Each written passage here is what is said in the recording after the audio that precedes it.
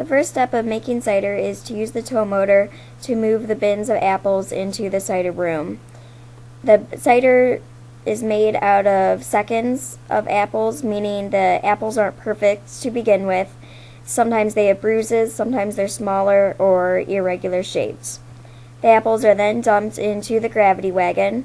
The gravity wagon holds 2 to 3 bins of apples at a time, and every time we make cider we use approximately 15 bins of apples.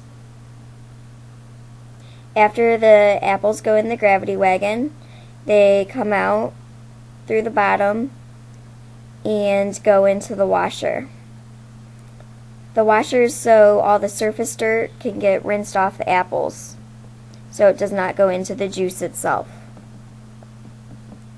After the apples go through the washer, they go up an elevator so that they can go into the chopper.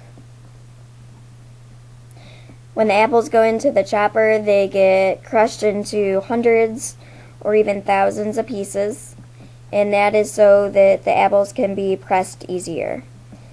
After that, they go through a tube into the press itself, which is made of cloths that are porous so that the juice can come out the bottom as the press moves together.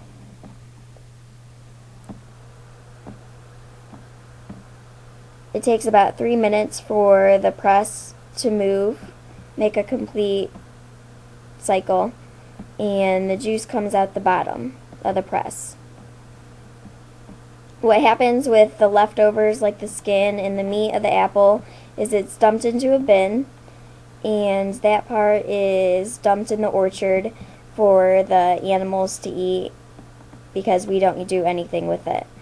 The cider then goes through the pasteurizer, and once it goes through the pasteurizer, it goes into a tank where it's held. 1,000 gallons go into a tank at a time, and then the cider is transferred up to the front of the store where the jugs are filled to be sold. Cider is made 2 to 3 times a week, and it should be treated like milk, meaning it should always be refrigerated because it contains no preservatives.